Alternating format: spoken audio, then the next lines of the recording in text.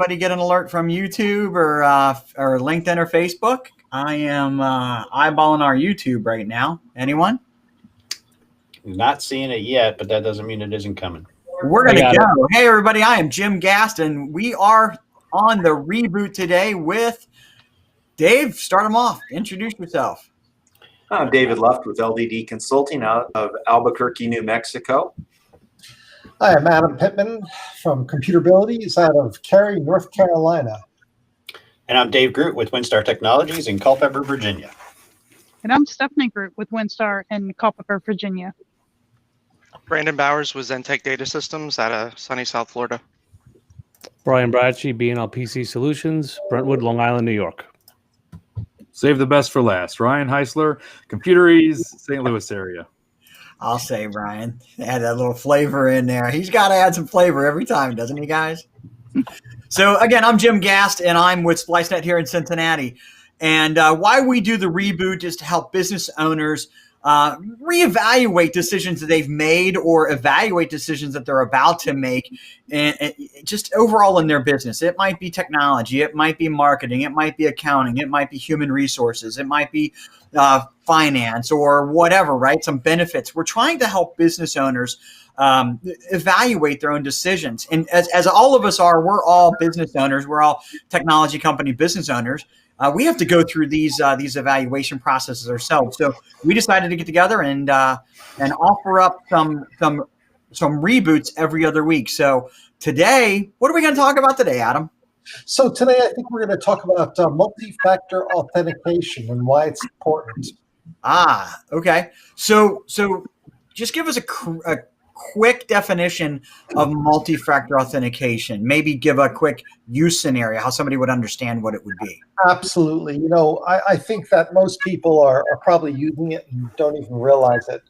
In essence, basically, when you go to your bank and you log into your bank, it usually asks you a question that maybe only you know, and that's what you know, and that's part of multi-factor authentication. So you're probably using it already and don't realize it. Yep. I think another example could be like I have to use face recognition to get into my iPhone. Some people have a PIN that they put in. But when I go to my bank app on my iPhone, I also have it prompt me for a PIN or a facial recognition too. So it's kind of not exactly the same, but it's at least one more authentication I have to do before I get into my software. Absolutely. So all right. So tell us what's important about it and why it does it replace passwords, Adam? So I want to start off talking about that, exactly that. It does not replace passwords. It should not replace passwords. I want to talk about the power of the password. I mean, password strengths, we're not really good at it as people. We want to do something we can remember. Password's been around forever, from the very beginning of computer systems. And, we just don't use complex passwords, although we should. But, the password's a great tool, but it failed us. Yeah. I'd like to say I think the password hasn't failed us. It's the people. It's probably the biggest reason behind that is because they use the same password over and over and over and over again.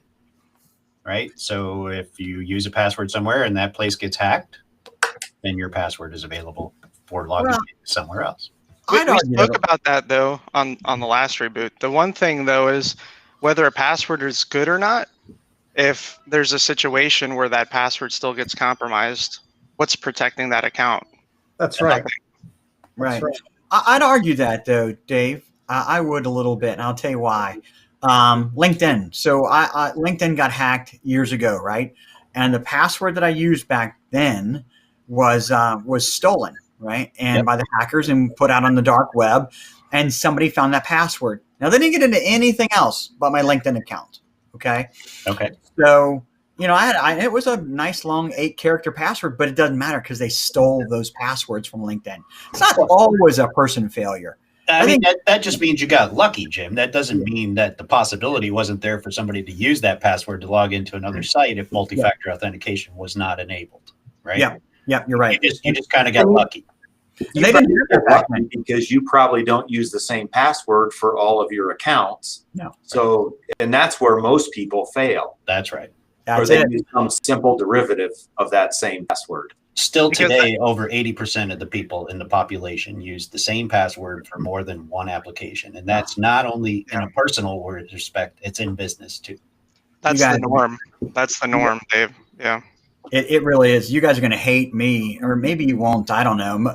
Most people, when I preach about passwords, I said forget and reset. That's my rule. Forget and reset. I don't use password managers, and I don't care if I forget a password. I can always reset a password. So, like on an Amazon that I might have, or an eBay that I might have, I might not know the password. I forgot it, and you know what? I'm going to reset it. Yeah, where's that reset going though, right? Yeah, that's a tool? good I know. discussion. Exactly. So what happens if they got access to your mailbox? So they Yeah, have you're access to your email. Now they're just going to reset whatever passwords for sites, services, Reset your mail anything password and else. then get you out of it. That's Yeah. right. And you know what? That's a nice segue for you, Adam, to get right into multi-factor authentication. That's exactly why we need multi-factor authentication. And I can't imagine that anybody here would disagree with me when I say it's the most important place to put it, or the very first place you should put it is, in fact, on your email, whether it's Google, Gmail, or Office 365, whatever. You really need that on there. It's very important. One and all email accounts. One So if and you have- all yeah, email yeah. accounts. That's If you right. have multiple email accounts, you want to multi-factor protect each one of them. That's right. The entire administration, the entire tenant. Yep. Keeping in mind too that, like in many cases, when you have an email account at one of these free email providers or otherwise, they also include the ability for you to put in a recovery email address, right? That needs to be MFA'd as well.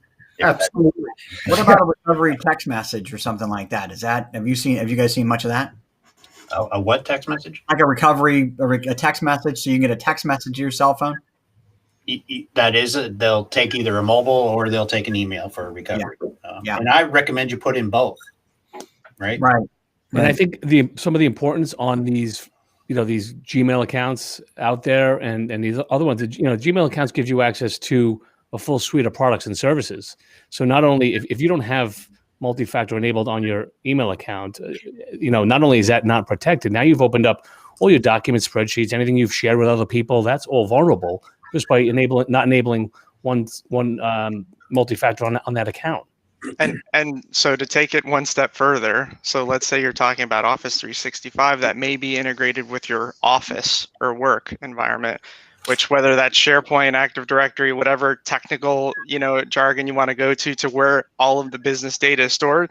So now they got access to your mailbox, but then they have access to now all of your business financial data. What can they do with that? So yeah, email is the keys to the kingdom. So let's walk through. One of the things I put out on our LinkedIn post is we're going to talk about Microsoft 365, and I don't want to go too in depth with anything specific because there's so many things out there. But Microsoft 365, every level of service with it now includes free multi-factor authentication. Isn't that correct, everyone? That's right. Yep, absolutely. So, is it hard to turn on? It's, that's a great question. And I think before we even get into there, we need to find out we really need to explain what multi-factor authentication is, right? The three pieces of it, right? Yeah. So what is it? It's something that like I said, maybe your vacation in 1943 that you had way back when, or your honeymoon or whatever, or a password or a PIN. It's something that you have. That could be like a fob or your mobile phone, right? On your mobile phone, you'll get a text for MFA purposes, or something you are, which could be, as Jim mentioned earlier, face recognition, but it could be a fingerprint on your computer. It could be voice recognition. It could be any of those. Mm-hmm. So the question is it difficult to put on Office 365? I don't think it's difficult. I think it's a little bit of a pain. But once it's done, it's safe. I would say in answer to the question of is it hard to turn on, when you're talking about from a perspective of a product like Microsoft 365 or even the Google Suite, the professional business suite, it could be for just a general user, it might be a little bit involved to turn it on, but your IT person should be able to do that handily. That it's not a technically difficult aspect. It's just necessarily knowing where to go to do it. Why aren't people using multi-factor authentication, guys? I think they're scared of it. It's a little bit intimidating. and if you're not tech savvy, and it feels like another intrusive thing, another hindrance in a sense, and you want it I'd easy. say fear of the unknown, and then just one more thing that we have to deal with in this time when there's already an overwhelming amount of new things we're dealing with. It's too much trouble. The feedback I get is, oh, I don't want to be inconvenienced by it. It's either inconvenience or sometimes on any software or something on their mobile phone, depending on what employee that is in the organization. Like sometimes an administrative person, oh, I don't want something corporate on my cell phone. Well, another aspect too, you're right, Brandon, that brings up a great point. We have a client recently who we were talking to, and they're in an industry where they need to meet compliance standards. Part of their policies and processes is that they don't allow mobile phones that are owned by their employees to be used in any capacity for the business. So now I have a situation where I can't put an app or have a text message sent to a mobile device, and I need to do the other thing Adam mentioned is use like a fob, like a YubiKey or a device that I can plug in. That's right. Like that. Or an RSA code we used to have in the old days, the counter. So it can be a cost factor in some cases. I have seen some success, and look, guys, correct me if I'm wrong. This is every aspect of security, right?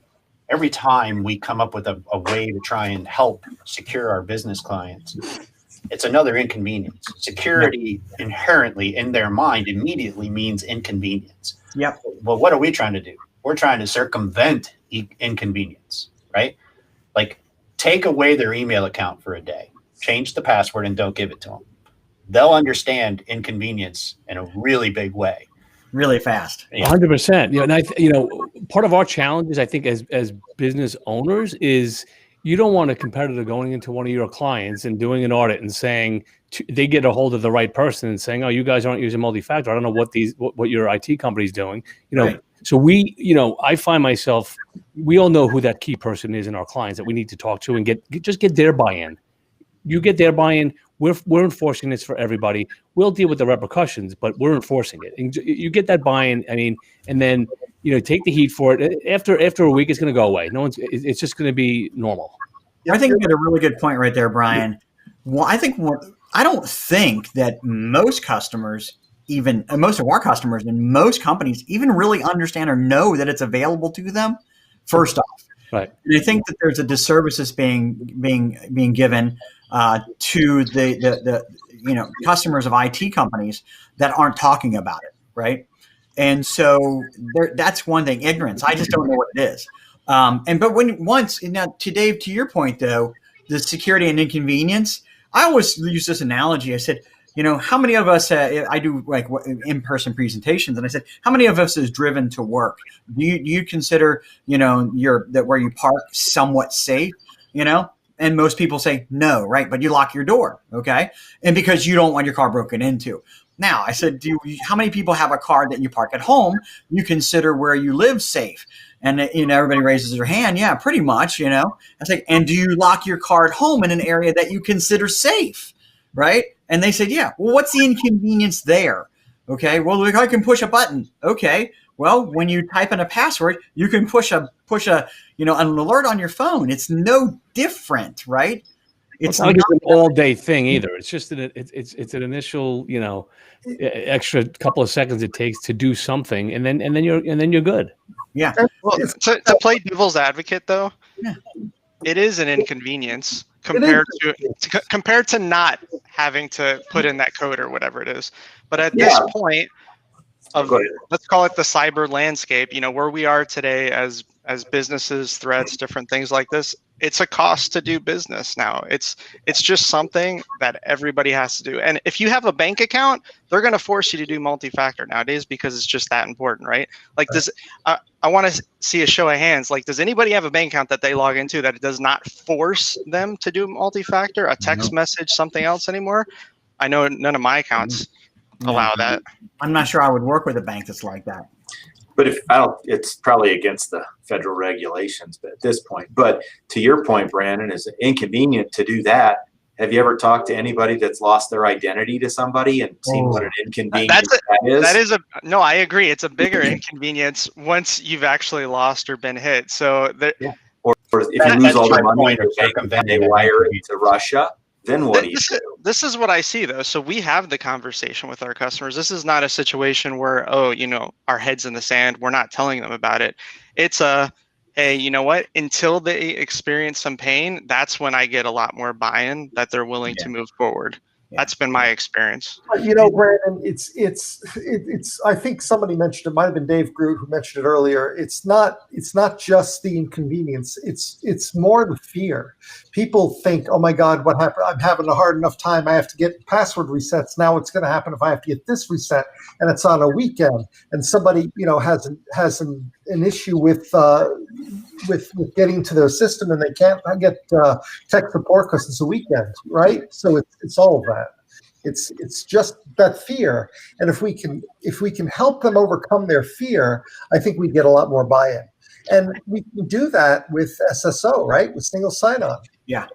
I think as well, it kind of ties into the passwords and different things, but it used to be where you could not go tech, you could not go in your email, but now with the Go Green paperless statements and stuff, that people are not getting the choice sometimes to get statements in the mail and be the old way of doing that they have to move into this, and we have to make it comfortable for them.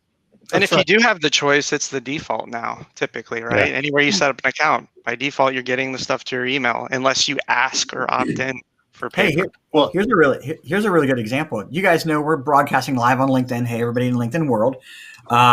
Before we could broadcast live on LinkedIn, my account, I had to set it up so that I had a two-factor authentication on my LinkedIn, so somebody couldn't fake broadcasting as me. Right. That's not even really that's important from a security perspective. Nobody's going to steal money or anything like that. Well, and that's a result of something we've all seen or heard about in the last couple of months, right? It's the Zoom. Everybody got hacked and their Zoom meetings got taken over, and now you have to be, either have a passcode to get into the meeting or you're in a waiting room, and it's the same with Teams and Google Meet and everybody else. So that is multi-factor authentication, right? You have a link to get to the meeting, but now you got to type in a password on top of that because we want to make sure you didn't, intercept that link. And frankly, the security landscape has matured. I'll use that word.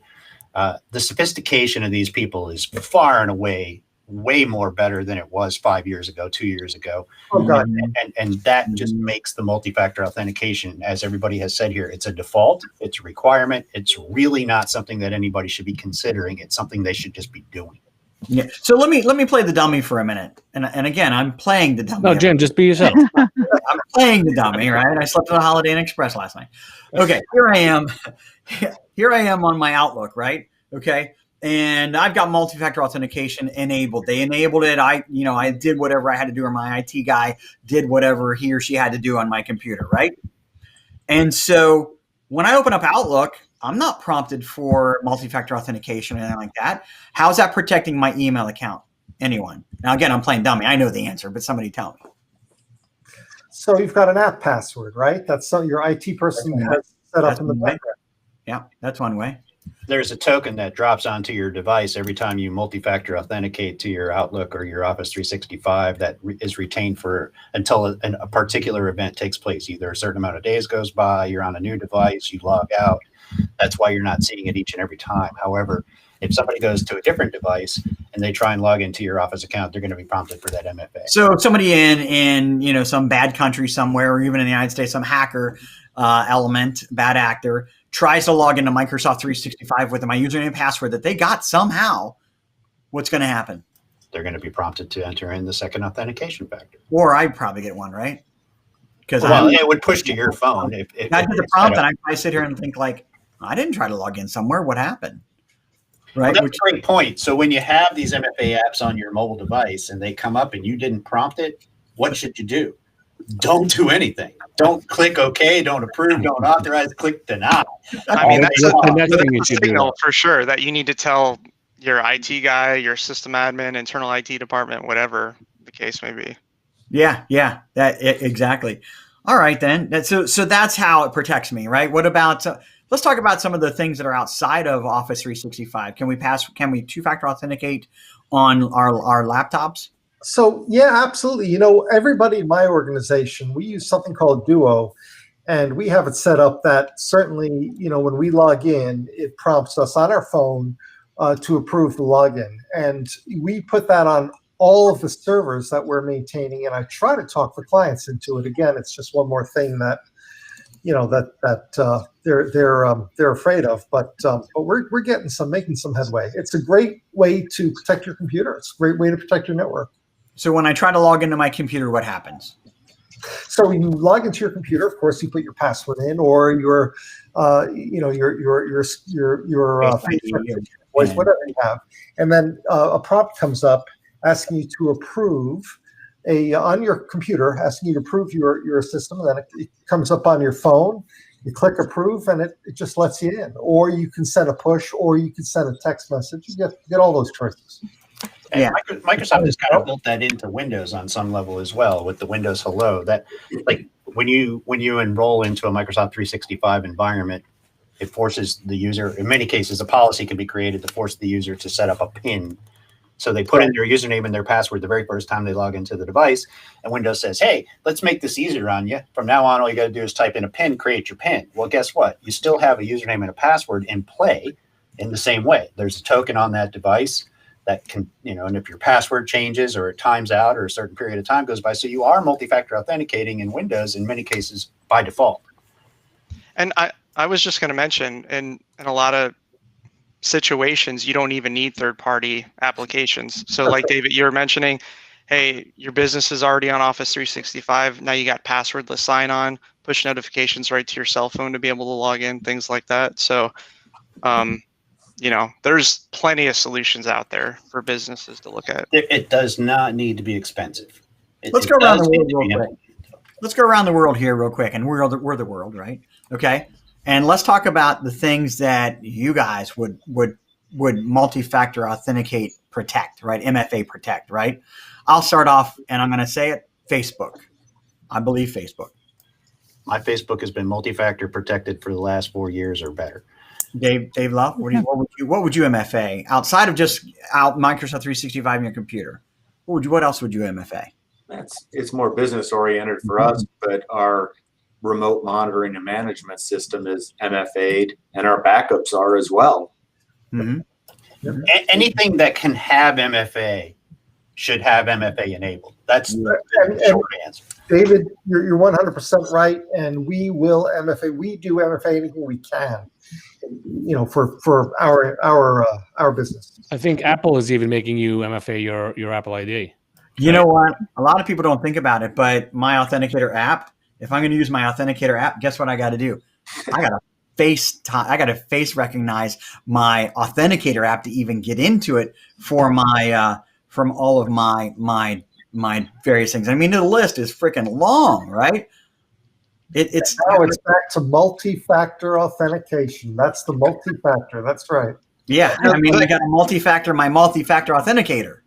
The one big thing that nobody mentioned is remote desktop or remote access to your office. I was going to say VPN. I was waiting for somebody to say VPN. VPN or remote desktop, anytime you're exposing anything like that to get back to your office, it's critical to have multi-factor. There's a product being proposed to you, the business owner, that's going to allow remote connectivity to your office, and it does not support or have MFA. Run.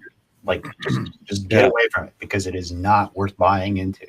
We tell clients to, if they can, to ensure that whoever handles the back end of their websites, developers, programmers, that they have that enabled with logging, and monitor any type of change access on your website. You don't want that being hijacked either. I think. Go ahead.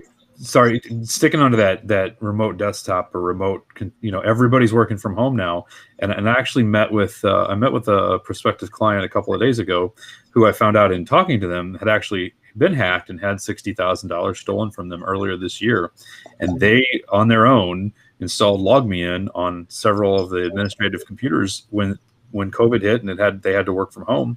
And I said, "Well, do you have multi-factor set up on those LogMeIns?" And they said, "What is that?"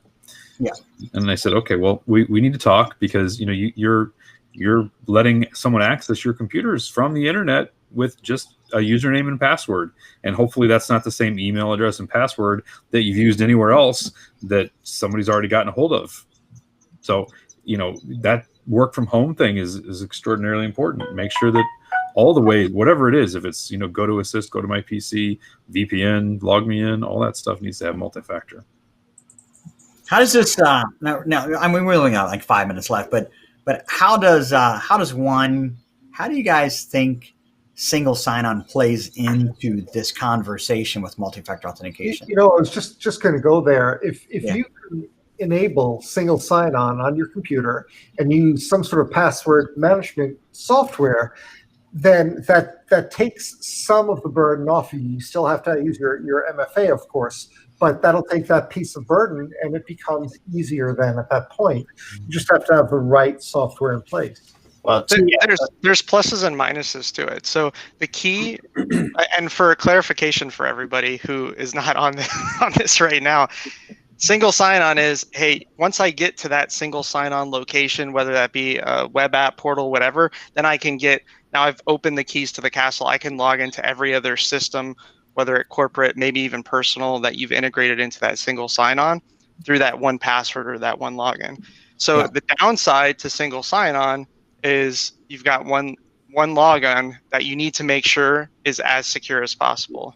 And that's why you multi-factor authenticate the single sign-on, because when you multi-factor it makes sure that everything that's associated, my computer, my Microsoft 365, my Dynamics 365, my SAP, all those things are multi-factor authenticated by that one token. And what people don't think about, another benefit with single sign-on is a lot of times the applications you've integrated with single sign-on will redirect you to another place entirely, or you can't even log in on that location. So let's just say your Office 365 was set up with single sign-on and somebody tried to sign on the Office 365 page, they wouldn't even be able to, because they have to sign in through the SSO portal.